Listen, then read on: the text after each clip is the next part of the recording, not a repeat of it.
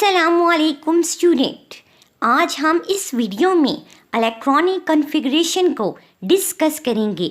Student, सबसे पहले हम इलेक्ट्रॉनिक कॉन्फ़िगरेशन को डिफ़ाइन करते हैं कि ये होती क्या है। इलेक्ट्रॉनिक का मतलब है इलेक्ट्रॉन्स और कॉन्फ़िगरेशन सीक्वेंस को बोलते हैं। इसका मतलब हुआ इलेक्ट्रॉनिक कॉन्फ़िगरेशन इलेक्ट्रॉन्स की अरेंजमेंट या इलेक्ट्रॉन्स की तरतीब को बोलते हैं। इसको ऐसे डिफाइन करते हैं, the arrangement of electrons in energy levels around an atomic nucleus is called electronic configuration. अब student, the arrangement of electrons का मतलब है इलेक्ट्रॉन को अरेंज करना, इलेक्ट्रॉन्स को तरतीब देना। किस में? Energy levels. एनर्जी लेवल्स क्या? जिनको हम शेल भी कहते हैं और ऑर्बिट भी कहते हैं। अराउंड एन एटॉमिक न्यूक्लियस, एक एटॉमिक न्यूक्लियस के गिर्द क्या कहलाता है? Electronic configuration. इसका मतलब हुआ इलेक्ट्रॉन्स एटॉमिक न्यूक्लियस के गिर्द एक ख़ास एनर्जी लेवल, जिनको हम शेल या ऑर्बिट कहते हैं, उसमें रिवॉल्व करते हैं। और जब वो रिवॉल्व करते हैं तो उनको अरेंज करना कि वो कौन से एनर्जी लेवल में आएंगे, इसको इलेक्ट्रॉनिक कॉन्फ़िगरेशन कहते हैं। अगर स्टूडेंट हम एटम की बात करें तो कुछ एटम का स्ट्रक्चर इस तरह का होता है कि एटम के 3 सब एटॉमिक पार्टिकल्स होते हैं। सब एटॉमिक पार्टिकल्स क्या? कि एटम के अंदर 3 पार्टिकल्स होते हैं, electron, proton and neutron. Atom का स्ट्रक्चर कुछ इस तरह का है कि उसके सेंटर, उसका जो मिड वाला हिस्सा है, उसको न्यूक्लियस कहते हैं। न्यूक्लियस में प्रोटॉन और न्यूट्रॉन मौजूद होते हैं। न्यूक्लियस के बाहर शेल्स होते हैं, जिनको हम ऑर्बिट भी कहते हैं या फिर एनर्जी लेवल्स कहते हैं। इनमें इलेक्ट्रॉन्स होते हैं जो न्यूक्लियस के गिर्द रिवॉल्व कर रहे होते हैं। अब एनर्जी लेवल्स इनको क्यों बोला जाता है? सबसे पहले हम शेल, ऑर्बिट या एनर्जी लेवल को डिफाइन करते हैं। Shells are the energy levels in which electrons revolve around the nucleus. ये शेल्स या एनर्जी लेवल या ऑर्बिट्स सर्कल की शेप में होते हैं, जिनमें इलेक्ट्रॉन रिवॉल्व करते हैं। ये टोटल स्टूडेंट 4 होते हैं, K, L, M and N। इनको स्मॉल n से रिप्रेजेंट किया जाता है। इसका मतलब हुआ कि अगर n इज़ इक्वल टू 1 है तो फर्स्ट शेल है जिसका नाम है K। अगर n इज़ इक्वल टू 2 है तो सेकंड शेल है जिसका नाम है L। अगर n इज़ इक्वल टू 3 है तो थर्ड शेल है जिसका नाम है M। अगर n इज़ इक्वल टू 4 है तो फोर्थ शेल है जिसका नाम है N। अब इन शेल्स में नंबर ऑफ इलेक्ट्रॉन्स कितने होते हैं कि मैक्सिमम कितने इलेक्ट्रॉन्स इन शेल में पाए जाते हैं जो इनमें रिवॉल्व करते हैं। उसके लिए स्टूडेंट एक फार्मूला है, वो फार्मूला है 2n²। यहाँ पे जो n है वो नंबर ऑफ शेल को रिप्रेजेंट कर रहा है, जिसको हम बोहर्स ऑर्बिट की बात करें तो उसमें हम उसको कहते थे प्रिंसिपल क्वांटम नंबर। अगर स्टूडेंट फर्स्ट शेल है तो इसका मतलब है n is equal to 1। n की जगह 1 पुट करेंगे, 1 का स्क्वायर होता है इक्वल टू 1। 1 को जब 2 से मल्टीप्लाई करेंगे तो 2 1s आर 2। इसका मतलब हुआ कि फर्स्ट शेल में 2 इलेक्ट्रॉन्स होंगे, K में 2 इलेक्ट्रॉन्स हुए। नेक्स्ट आता है स्टूडेंट सेकंड शेल जिसका नाम है L। अब देखते हैं L में कितने इलेक्ट्रॉन्स होते हैं। n की जगह हम 2 पुट करेंगे, 2 2s आर क्या होते हैं 4। 4 को जब 2 से मल्टीप्लाई करेंगे टोटल कितने आए? 8 इलेक्ट्रॉन्स आए। इसका मतलब हुआ कि L में टोटल 8 इलेक्ट्रॉन्स पाए जाते हैं। फिर बात करते हैं स्टूडेंट M की। M कौन से नंबर पे है? थर्ड नंबर पे है, तो n is equal to 3 put करेंगे। 3 का स्क्वायर होता है 9, 9 2s आर क्या आएगा 18। इसी तरह फोर्थ शेल n की बात करते हैं। n फोर्थ नंबर पे है तो हमारे पास n is equal to 4 put करेंगे। 4 का स्क्वायर होता है 16, 16 2s आर 32। इसका मतलब हुआ K में 2 इलेक्ट्रॉन्स, L में 8 इलेक्ट्रॉन्स, M में 18 इलेक्ट्रॉन्स और N में 32 इलेक्ट्रॉन्स मौजूद होते हैं। अब स्टूडेंट्स नेक्स्ट जो हमारा है पॉइंट है मोस्ट इम्पॉर्टेंट पॉइंट सब शेल्स, कि सब शेल्स क्या होते हैं। सब शेल्स का कॉन्सेप्ट स्टूडेंट आप ऐसे समझें कि जैसे एक घर है, ठीक है, उस घर में डिफरेंट रूम्स होते हैं।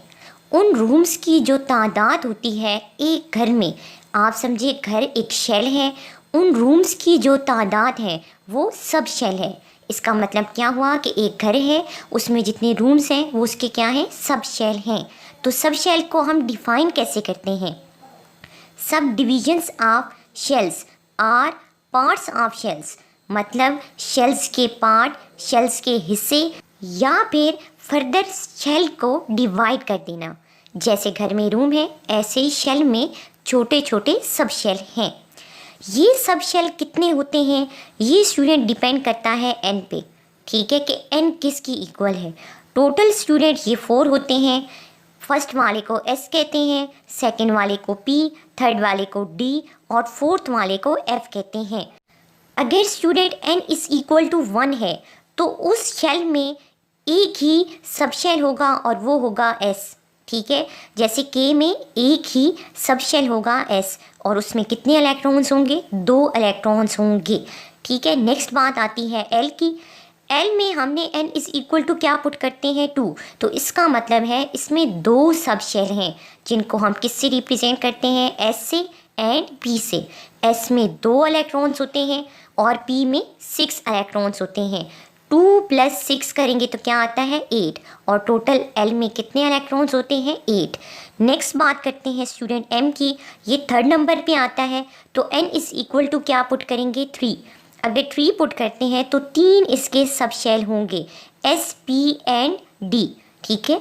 और एस में 2 इलेक्ट्रॉन्स होते हैं, पी में 6 होते हैं। 6 + 2 करते हैं तो कितने होते हैं 8, लेकिन एम में कितने होते हैं टोटल हमारे पास 18, तो 10 जो बच जाएंगे इलेक्ट्रॉन्स वो किस में होंगे, डी में। इसका मतलब है डी में टोटल 10 इलेक्ट्रॉन्स होते हैं।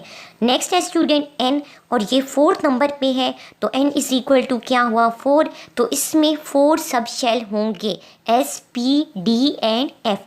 एस में 2 इलेक्ट्रॉन्स, पी में 6, डी में 10 और एफ में 14 इलेक्ट्रॉन्स होंगे। तो इसका मतलब हुआ स्टूडेंट सब शेल्स क्या हुए, शेल्स के पार्ट हुए जिनकी नेम है S P D and F. S में 2, पी में 6, डी में 10 और एफ में 14 इलेक्ट्रॉन्स मौजूद होते हैं। अब स्टूडेंट हम इलेक्ट्रॉनिक कॉन्फ़िगरेशन पे आते हैं कि इलेक्ट्रॉनिक कॉन्फ़िगरेशन करेंगे कैसे। शेल का भी कॉन्सेप्ट हमें पता चल गया है, सब शेल भी समझ आ गए हैं। अब हम बात करते हैं किसी भी एटम की इलेक्ट्रॉनिक कॉन्फ़िगरेशन की। स्टूडेंट किसी भी एटम की इलेक्ट्रॉनिक कॉन्फ़िगरेशन करने से पहले आपको उसका एटॉमिक नंबर पता होना चाहिए। एटॉमिक नंबर क्या होता है, नंबर ऑफ प्रोटॉन। देखिए अगर एक एलिमेंट है उसमें जितने नंबर ऑफ प्रोटॉन होते हैं इतनी ही उसमें नंबर ऑफ इलेक्ट्रॉन होते हैं। तो वहाँ से हम इलेक्ट्रॉन्स की तादाद मालूम कर लेते हैं। जब हमें इलेक्ट्रॉन्स की तादाद मालूम होगी तो हम उसको अरेंज कर सकते हैं। इलेक्ट्रॉन्स को अरेंज करने का जो फार्मूला है वो है NLX। एन का मतलब है student number of shells, shells की तादाद को ज़ाहिर करता है। L number of subshell को ज़ाहिर करता है, ठीक है। और जो पावर एक्स है वो नंबर ऑफ इलेक्ट्रॉन्स को ज़ाहिर करता है। अब स्टूडेंट हम एक एटम की बात करते हैं जिसका एटॉमिक नंबर है 11। उसकी इलेक्ट्रॉनिक कॉन्फ़िगरेशन लिखते हैं। देखिए टोटल अगर 11 इलेक्ट्रॉन्स हैं तो इसका जो फर्स्ट शेल है वो है के में कितने इलेक्ट्रॉन्स आएंगे 2। नेक्स्ट है एल में कितने आएंगे टोटल 8। अब के में 2 आए हैं, ठीक है, और एल में टोटल 8 आए हैं। 8 + 2 क्या बन गया 10 बन गया। एक इलेक्ट्रॉन बच जाएगा, वो किस में चला जाएगा, वो एम में चला जाएगा, ठीक है। अब इलेक्ट्रॉनिक कॉन्फ़िगरेशन को लिखने का स्टूडेंट एक रूल है, इस रूल को आप समझें, ठीक है, कि फर्स्ट में हम कैसे लिखते हैं। ये जिस साइड पे एरो जा रहा है स्टूडेंट इसी को हम फॉलो करते हैं, इसी स्ट्रक्चर को। तो इसको लिखते कैसे हैं, पहले 1s2 नीचे 2s2 2p6 3s2 3p6 3d10 4s2 4p6 4d10 4f14 next पे 5s2। ठीक है, तो हम इसको शो कैसे करेंगे स्टूडेंट? एरो को देखें, पहले 1s2 आएगा, फिर उसके बाद हम ऊपर जाएंगे, फिर क्या करेंगे 2s2 लिखेंगे, फिर 2p 6 आएगा, फिर 3s2, फिर 3p हमारे पास 6 आएगा, फिर 4s2, फिर 3d 10 आएगा, उसके बाद 4p 6 आएगा, 4p 6 के बाद 4d 10 आएगा। अब इसी अरेंजमेंट को देखते हुए हम अपने एलिमेंट जिसका एटॉमिक नंबर 11 है इसकी इलेक्ट्रॉनिक कन्फिग्रेशन लिखते हैं। देखें फर्स्ट शेल में 2 इलेक्ट्रॉन्स हैं, तो n क्या है 1, ठीक है, और l का जो फर्स्ट शेल है, ठीक है, k, उसका जो सब शेल है l वो क्या है s, उसमें x नंबर ऑफ इलेक्ट्रॉन्स कितने हैं 2, तो 1s2 आ जाएगा। नेक्स्ट शेल पे जाते हैं, वो क्या है l, वो क्या है सेकंड शेल है, तो क्या लिखेंगे 2, फिर उसका सब शेल L वो क्या है S, उसमें कितने नंबर ऑफ इलेक्ट्रॉन्स होते हैं 2। नेक्स्ट पे फिर उसका जो सब शेल नेक्स्ट है वो है P, और P में कितने नंबर ऑफ इलेक्ट्रॉन्स होते हैं 6, तो 2p6 आ जाता है। नेक्स्ट अब एक इलेक्ट्रॉन बच गया है, वो किस में जाएगा थर्ड में। थर्ड को हम किस से शो करते हैं 3 शेल से, और साथ में कौन सा सब शेल आता है S, तो 3s1 आ जाएगा। तो इस तरह स्टूडेंट हम किसी भी एलिमेंट की इलेक्ट्रॉनिक कन्फिग्रेशन लिख सकते हैं। ये जो इलेक्ट्रॉन्स की अरेंजमेंट है स्टूडेंट, ये ऑफ-बाउ प्रिंसिपल के मुताबिक की गई है, और इस प्रिंसिपल की जो स्टेटमेंट है वो ये है, maximum of 2 electrons are put into orbitals in the order of increasing orbital energy, the lowest energy subshells are filled before electrons are placed in higher energy orbitals। इसका मतलब हुआ student कि सबसे पहले इलेक्ट्रॉन सबसे lowest energy level में होते हैं जिसको हम क्या कहते हैं, फिर इसी तरह हाई एनर्जी लेवल में जाते हैं। तो इसका मतलब है सेंटर से जो शेल करीब होगा उसकी एनर्जी कम होगी, और जैसे जैसे उससे हाई जाता जाएगा, उससे ऊपर जाता जाएगा, उसकी एनर्जी इंक्रीज़ होती जाएगी। होपफुली आपको समझ आया होगा। फिर भी अगर आपकी कोई कन्फ्यूजन है तो आप कमेंट्स कर सकते हैं।